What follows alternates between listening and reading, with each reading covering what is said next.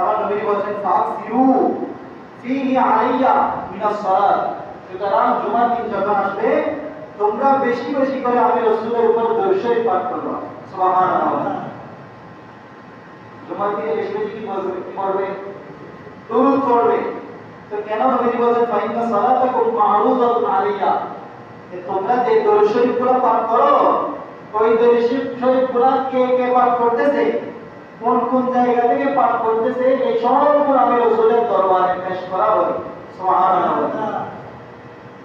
এটা যখন বললেন সাহাবায়ে কেরাম বলছেন ইয়া রাসূলুল্লাহ ওয়া কাইফা নারিদু সালাতানা আলাইকা ওয়া কাদ তালিতা, নবী বলছেন সাহাবায়ে কেরাম বলছেন ইয়া রাসূলুল্লাহ আমরা যে দরুদ শরীফ পাঠ করতেছি আপনি বলতেছেন এগুলো আপনার দরবারে পেশ করা হয়, তো আপনি তো এখন আছেন আমাদের মাঝে, জাহিরি ভাবে আছেন, আমরা আপনাকে দেখতেছি, তো আমরা যেগুলো পড়তেছি এগুলো আপনার সামনে পেশ করা হচ্ছে, তো আপনি যখন ইন্তেকাল করবেন কিয়ামতের আগ পর্যন্ত আপনার উম্মতরা আসবে, তো তাদের দরুদ শরীফগুলো কিভাবে আপনার দরবারে পেশ করা হবে?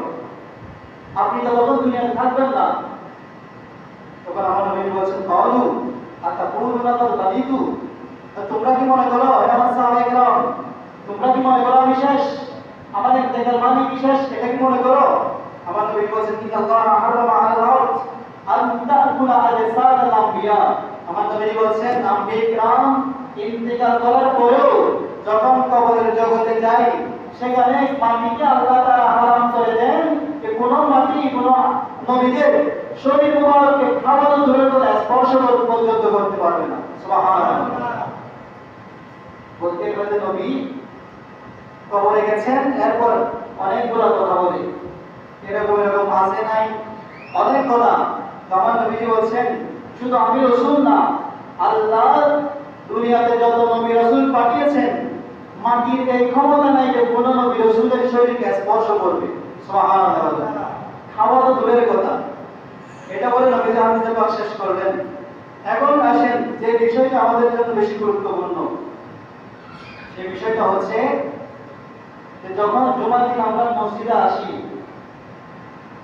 মসজিদে এসে সামনে যারা বসি, আবার যারা জায়গা পায় না অনেকে পেছনে বসি, পেছনে যারা বসে তাদের একটা অভ্যাস চলে আসে যে আমরা সামনে তো বসি নাই, পেছনে বসে বসে একজন আরেকজনের সাথে কি বলে, কথা বলে, আসছে মসজিদে জুমার নামাজ পড়তে, কিন্তু পেছনে বসে বসে কি বলে, কথা বলে।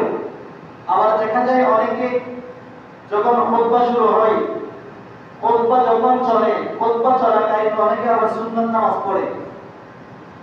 খুতবা চলাকালীন কথা বলাও যাবে না, নামাজ পড়াও যাবে না।